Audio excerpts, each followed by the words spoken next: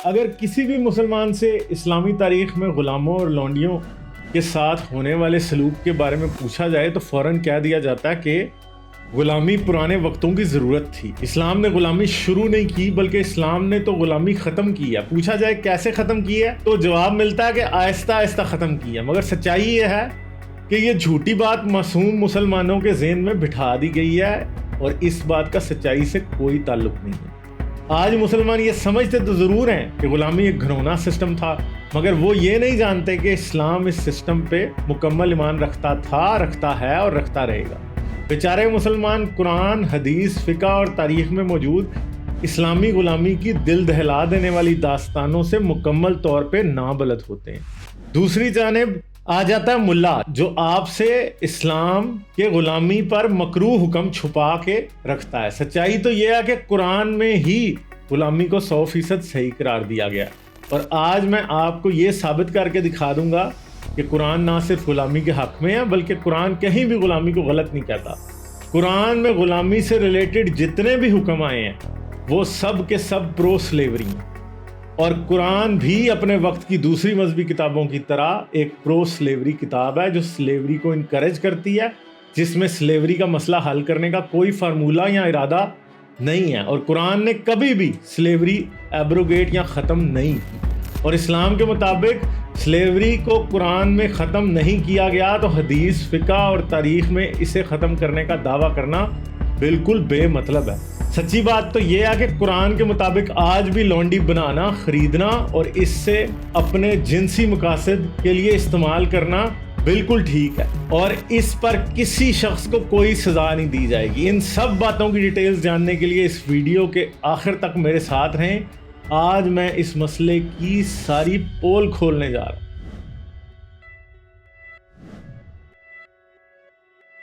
میں نے اس سیریز کی تمام ایپیسوڈز میں بار بار یہ بات ریفرنسز کے ساتھ بتائی ہے کہ ریاست مدینہ میں ہزاروں کی تعداد میں ننگی لونڈیاں نہ صرف اپنے مالکوں کے لیے خدمت انجام دیتی تھی بلکہ ان لونڈیوں کے مالک ان سے جمع بھی کیا کرتے تھے، یعنی ان کو سیکس آبجیکٹ کے طور پہ استعمال کرتے تھے.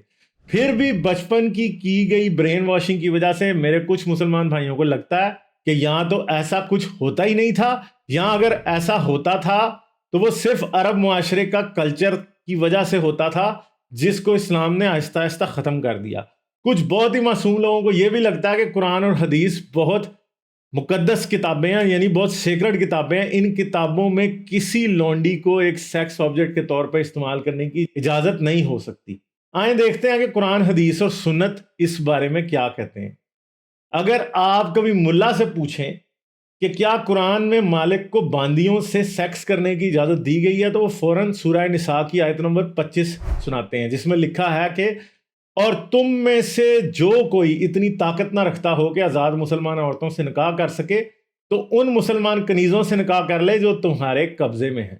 اس آیت سے وہ یہ ثابت کرنے کی کوشش کرتے ہیں کہ اسلام میں لونڈی سے سیکس کرنے سے پہلے نکاح کرنا ضروری ہے، لیکن یہ بات بالکل جھوٹ ہے اور مسلمانوں سے سچائی چھپانے کی ایک ناکام کوشش ہے. پہلی بات تو یہ ہے کہ یہ آیت صرف مسلمان لونڈیوں کے بارے میں ہے، اس میں غیر مسلم لونڈی کا کوئی ذکر نہیں ہے. دوسری بات یہ ہے کہ تمام مفسرین کا اس بات پہ اتفاق ہے کہ اس آیت کا مطلب یہ ہے کہ اگر کسی شخص کی مالی حالت اس بات کی اجازت نہیں دیتی کہ وہ آزاد مسلمان عورتوں سے نکاح کر سکے تو وہ کسی دوسرے مسلمان کی لونڈی سے نکاح کر لے، بشرطے کہ وہ لونڈی مسلمان ہو.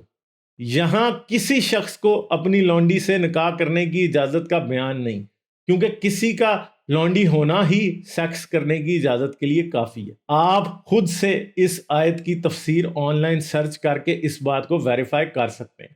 اور تیسری بات یہ ہے کہ قرآن کی کچھ اور آیات بھی ہیں جو لونڈی سے شادی کیے بغیر سیکس کرنے کی اجازت دیتی ہیں. آئیں دیکھتے ہیں کہ ان آیات میں کیا حکم دیا گیا ہے. سورہ نساء کی آیت نمبر 3 کا ترجمہ ہے، اور اگر تمہیں خطرہ ہو کہ یتیم لڑکیوں میں انصاف نہ کر سکو گے تو ان عورتوں سے نکاح کرو جو تمہیں پسند ہوں، 2 اور 3 اور 4. پھر اگر تمہیں اس بات کا ڈر ہو کہ تم ان میں انصاف نہیں کر سکو گے تو صرف ایک سے نکاح کرو یا ان لونڈیوں پر گزارا کرو جن کے تم مالک ہو. یہ اس سے زیادہ قریب ہے کہ تم سے نا انصافی نہ ہو. یہ آیت ایک پینڈوراز باکس ہے یہ وہی آیت ہے جس کی وجہ سے اسلامی شریعت میں مسلمان مرد کو 4 شادیوں کی اجازت دی گئی ہے۔ فی الحال ہم اس ٹاپک پہ بات نہیں کریں گے بلکہ آیت کے لونڈی والے پورشن کو ہی ڈسکس کریں گے۔ سوائے چند ماڈرن اپولوجسٹ ملا کے تمام مسلم سکالرز اس بات سے ایگری کرتے ہیں کہ اس آیت میں نکاح کا حکم صرف ان عورتوں کے لیے ہے جو مسلمانوں کو پسند ہوں اور وہ انہیں اپنی بیویاں بنانا چاہیں۔ لیکن جہاں پہ لونڈی کا ذکر ہے وہاں پر آیت کے عربک ٹیکسٹ کا صاف صاف مطلب یہی نکلتا ہے کہ لونڈی سے نکاح کرنے کی کوئی شرط نہیں ہے، بلکہ نکاح کے بغیر ہی اس سے فزیکل ریلیشن شپ بنایا جا سکتا ہے۔ اسی سورہ یعنی سورہ نساء کی آیت نمبر 24 میں قرآن کی ایک اور افسوسناک انسٹرکشن ہے۔ آیت کا ترجمہ ہے، اور تم پہ حرام کی گئی ہیں شوہر والی عورتیں مگر وہ جو تمہاری ملکیت میں آ جائیں۔ سادہ زبان میں قرآن کے ان الفاظ کا مطلب یہ ہے کہ اگر کوئی عورت پہلے سے شادی شدہ ہے اور اس کا شوہر زندہ ہے تب بھی اگر وہ مسلمانوں کے قبضے میں آ جاتی ہے تو اس سے مباشرت یعنی سیکس کرنا حلال ہے۔ یہ میری ذاتی انٹرپریٹیشن نہیں ہے۔ سنن نبی داؤد کی حدیث نمبر 2155 میں ابو سعید خدری بتاتے ہیں کہ غزوہ حنین میں مسلمانوں کے ہاتھ کچھ قیدی عورتیں لگیں، لیکن ان کے مشرک شوہروں کی وجہ سے بعض صحابہ نے ان سے سیکس کرنے میں ہیزیٹیشن محسوس کی تو اللہ تعالیٰ نے یہ آیت نازل فرمائی۔ سنن نسائی کی حدیث نمبر 3333، ترمذی کی حدیث نمبر 1132 اور 3016 میں بھی یہی بات لکھی ہوئی ہے۔ اس کے علاوہ قرآن کی ہر مشہور تفسیر بھی آپ کو یہی مطلب بتائے گی۔ سورہ احزاب کی آیت نمبر 50 بہت انٹرسٹنگ آیت ہے۔ آیت کے الفاظ ہیں، اے پیغمبر ہم نے تمہارے لیے تمہاری بیویاں جن کو تم نے ان کے مہر دے دیے ہیں حلال کر دی ہیں، اور تمہاری لونڈیاں جو خدا نے تم کو دلوائی ہیں، اور تمہارے چچا کی بیٹیاں اور تمہاری پھوپھیوں کی بیٹیاں اور تمہارے ماموؤں کی بیٹیاں اور تمہاری خالاؤں کی بیٹیاں جو تمہارے ساتھ وطن چھوڑ کر آئی ہیں سب حلال ہیں۔ اور کوئی مومن عورت اگر خود کو پیغمبر کے لیے پیش کر دے اور پیغمبر بھی ان سے نکاح کرنا چاہیں وہ بھی حلال ہے۔ یہ اجازت صرف پیغمبر ہی کو ہے، سب مسلمانوں کو نہیں۔ ہم نے ان کی بیویوں اور لونڈیوں کے بارے میں جو مقرر کر دیا ہے ہم کو معلوم ہے، یہ اس لیے ہے کہ تم پر کسی طرح کی تنگی نہ رہے، اور خدا بخشنے والا مہربان ہے۔ اس آیت میں اللہ تعالیٰ نے بہت تفصیل سے حضرت محمد کے بارے میں بیان کیا ہے کہ ان کے لیے کون کون سی عورتیں نکاح کے لیے حلال ہیں اور کون سی سیکس کے لیے حلال ہیں۔ یہ ایک ایسا ٹاپک ہے جس پر ہم کسی اور ویڈیو میں ڈیٹیل سے بات کریں گے، لیکن اس آیت سے بیویوں اور لونڈیوں کے درمیان کلیئر ڈسٹنکشن بھی پتہ لگتی ہے۔ اس آیت کے مطابق بیویوں کے حلال ہونے کے لیے مہر کی ادائیگی یعنی نکاح شرط ہے، لیکن لونڈیوں کے لیے ایسی کوئی شرط ضروری نہیں ہے۔ سورہ مومنون کی آیت نمبر 5 اور 6 نے تو بات بالکل ہی کلیئر بتا دی ہے۔ قرآن کے الفاظ ہیں، اور وہ جو اپنی شرمگاہوں کی حفاظت کرتے ہیں مگر اپنی بیویوں سے یا ان کنیزوں سے جو ان کی ملکیت میں ہوں ان سے مباشرت کرنے میں کوئی گناہ نہیں۔ اور صرف یہی نہیں کہ گناہ نہیں بلکہ اس عمل سے ثواب بھی حاصل ہو سکتا ہے۔ مشکات المصابی میں ابو موسیٰ الاشعری نے حضرت محمد کا قول روایت کیا ہے کہ 3 آدمیوں کے لیے دگنا ثواب ہے۔ ایک وہ شخص جو اہل کتاب میں سے اپنے نبی پر ایمان لایا اور حضرت محمد پر بھی ایمان لایا، دوسرا وہ غلام جو کسی کی ملکیت میں ہو اور وہ اللہ کا حق ادا کرے اور اپنے مالک کا حق بھی، اور تیسرا ایسا شخص جس کے پاس لونڈی ہے اور وہ اس سے سیکس کرتا ہے، اسے آداب اور علم سکھاتا ہے، پھر اسے آزاد کر کے اس کے ساتھ شادی بھی کر لیتا ہے، اس کے لیے دگنا ثواب ہے۔ ذرا غور کرنے کی والی بات ہے کہ شادی کرنے کے بعد ثواب کی تو پھر بھی کچھ سینس بن سکتی ہے، لیکن شادی سے پہلے سیکس اور پھر اسی لونڈی کو آزاد کر کے دوبارہ سیکس پر دگنا ثواب ایک کوسچن مارک ہے۔ لیکن یہاں پہ اسلام میں ایک ڈسکریمنیشن بھی ہے۔ امام بہقی نے السنن الکبریٰ میں ایک واقعہ لکھا ہے کہ حضرت عمر کے پاس ایک عورت لائی گئی جس نے اپنے غلام کے ساتھ سیکس کر لیا تھا۔ جب حضرت عمر نے عورت سے پوچھا تو اس نے کہا، کیا اللہ نے قرآن میں نہیں فرمایا جو تمہاری ملکیت میں ہیں تم ان سے فائدہ اٹھا سکتے ہو؟ میرا غلام میری ملکیت ہے۔ تو حضرت عمر نے کہا یہ حکم صرف مردوں کے لیے ہے کہ وہ لونڈی سے فائدہ اٹھا سکتے ہیں۔ پھر عمر نے اس عورت اور غلام دونوں کو کوڑے مروائے اور ان کو الگ الگ کر دیا۔ جس طرح قرآن میں لونڈی سے شادی کیے بغیر سیکس کرنے کی کھلی اجازت ہے، اسی طرح بلکہ اس سے بھی زیادہ گرافک ڈیٹیلز کے ساتھ احادیث میں بھی یہ اجازت موجود ہے۔ ان احادیث کی تعداد بہت زیادہ ہے اور ایک ویڈیو میں ان سب کو ڈسکس کرنا امپاسبل ہے۔ میں صرف چند کی آپ کو بتا سکتا ہوں۔ ترمذی کی حدیث نمبر 2794 کے مطابق ایک صحابی نے حضرت محمد سے پرائیویٹ پارٹس کو کور کرنے کے بارے میں پوچھا تو آپ نے کہا انہیں اپنی بیوی اور اپنی لونڈی کے علاوہ ہر ایک سے چھپاؤ۔ اسی سیریز کی پہلی اور چھٹی ایپیسوڈ میں آپ کو ان حدیثوں کے بارے میں بتا چکا ہوں جن میں یہ واقعہ لکھا ہوا ہے کہ کسی جنگ میں چند خوبصورت عورتیں صحابہ کے قبضے میں آئیں۔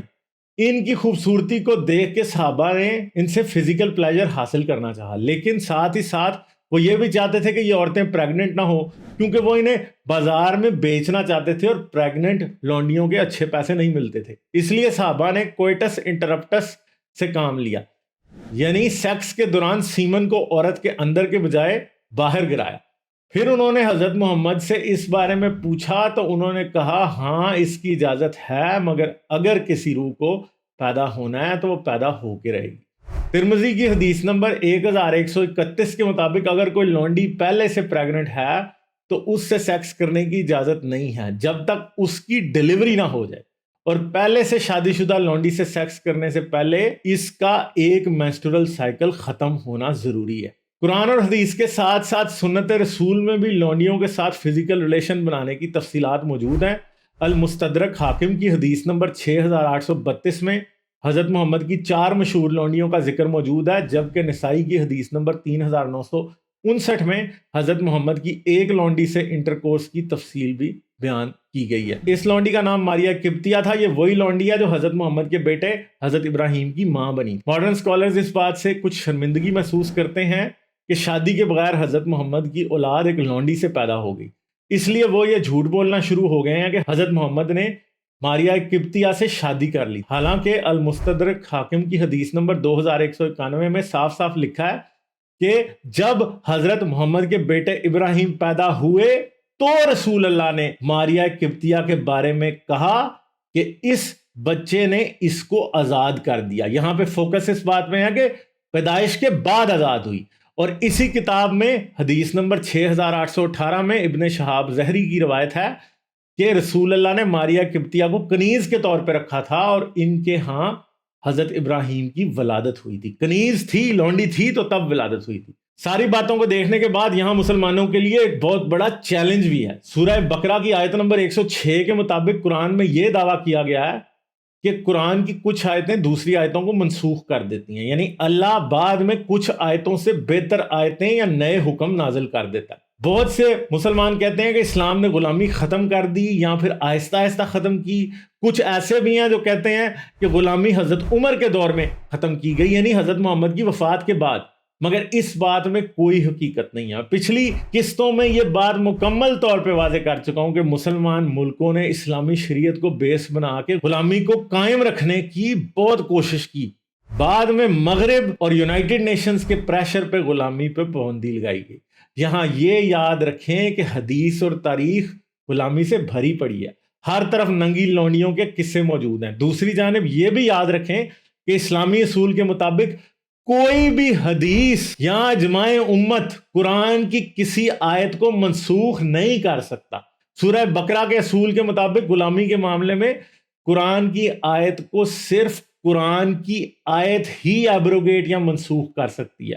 مولانا مودودی، ڈاکٹر اسرار غامدی صاحب، انجینئر یا ملا طارق جمیل یا کوئی بھی اور شخص اجتہادی طور پہ یا پھر غیر اجتہادی طور پہ قرآن کی کسی آیت کو منسوخ نہیں کر سکتا۔ ہم اس ویڈیو میں بہت سی ایسی آیتیں دیکھ چکے ہیں کہ قرآن لونڈی کو سیکشولی یوز کرنے کی مکمل اجازت دیتا ہے۔ شرع اور حدیث میں بھی ان آیات کی تنسیخ یا ایبروگیشن سے متعلق کچھ نہیں ملتا۔ ایسے میں مسلمانوں کے لیے چیلنج یہ ہے کہ وہ قرآن سے کوئی ایک ایسی آیت نکال کے دکھا دیں جو ان سب آیتوں کو منسوخ کرتی ہو جو قرآن میں لونڈی سے جنسی فائدہ اٹھانے کی اجازت دیتی ہیں۔ ہمیں صرف ایک آیت چاہیے جو یہ کہتی ہو کہ غلامی منسوخ ہے غلام نہ بناؤ، غلامی آہستہ آہستہ ختم کر دو، لونڈی کو گوشت کا ٹکڑا سمجھ کے اس سے جنسی فائدہ نہ اٹھاؤ، ایسی کوئی آیت قرآن میں موجود نہیں ہے۔ سچ یہی ہے کہ آج اسلامی ملکوں میں غلامی منسوخ ہے، مگر یہ تنسیخ اسلام کی شریعت، حدیث اور قرآن سے تو بالکل بھی نہیں آئی۔ یہ تنسیخ international charter of human rights سے آئی ہے۔ اسلام اور مسلمانوں نے 20ویں صدی تک غلامی ختم کرنے کے خلاف شریعت، حدیث اور قرآن کی وجہ سے احتجاج کیا۔ اسلام کی کسی بھی کتاب میں غلامی کبھی بھی ختم نہیں کی گئی۔ اسلامی تاریخ، حدیث، فقہ اور سب سے بڑھ کے قرآن میں غلامی کو نہ صرف قائم رکھا گیا بلکہ غلام اور لونڈی رکھنے والے کو کبھی بھی گناہ گار قرار نہیں دیا گیا۔ کہیں بھی غلام اور لونڈی کے مالک کے لیے دنیا یا آخرت میں کوئی سزا نہیں بتائی گئی ہے تو بتا دیں۔ قرآن مکمل طور پہ غلامی کے ساتھ ہے اور انسانی حقوق کے خلاف نہ صرف کھڑا ہے بلکہ یہ کتاب اسی وجہ سے خود کو غیر انسانی بلکہ انسانیت کے ساتھ ظلم کی کتاب ثابت کرتی ہے، کیونکہ یہ غلامی کو جائز سمجھتی ہے، بالکل اسی طرح جس طرح بائبل غلامی کی وجہ سے ایک غیر انسانی کتاب سمجھی جاتی۔ اگر آپ سمجھتے ہیں کہ یہ چیلنج غلط ہے تو ضرور مجھے وہ آیت بتائیں جہاں پہ یہ کہا گیا کہ غلامی ختم ہے، غلامی آہستہ آہستہ ختم کر دو، غلام نہ بناؤ، لونڈیاں غلام ختم کر دو، تم غلام بنانا گناہ ہے۔ اس طرح کی آیتیں مجھے بتا دیں، چیلنج آپ کا پورا ہو جائے گا۔ اس ویڈیو میں بتائی گئی تمام آیات، حدیث اور واقعات کے ریفرنسز ویڈیو کی ڈسکرپشن میں موجود ہیں، جن کو پڑھ کے آپ خود سے بھی اس حقیقت تک پہنچ سکتے ہیں۔ اس ویڈیو کو لائک اور شیئر کرنا نہ بھولیں، چینل کو سبسکرائب کر کے گھنٹی کا بٹن دبا کے آل نوٹیفکیشنز آن کر لیں۔ آپ پیٹریون پر بھی اس چینل کو سپورٹ کر سکتے ہیں، پیٹریون کا لنک اس ویڈیو کی ڈسکرپشن اور اینڈ اسکرین دونوں میں موجود ہے۔ اس سیریز کی اگلی ویڈیو دیکھنے کے لیے یہاں کلک کریں، سیریز کی تمام ویڈیوز دیکھنے کے لیے یہاں کلک کریں، پیٹریون پر سپورٹ کرنے کے لیے یہاں کلک کریں۔ یاد رکھیں کہ یہ سیریز کی بہت سی ویڈیوز پاکستان میں بین ہیں، جنہیں دیکھنے کے لیے آپ کو وی پی این استعمال کرنا پڑے گا، تو وی پی این یوز کر کے آپ اس سیریز کی باقی قسطیں دیکھ سکتے ہیں۔ میں آپ سے ملوں گا اگلی ویڈیو میں، اپنا بہت سا خیال رکھیے گا۔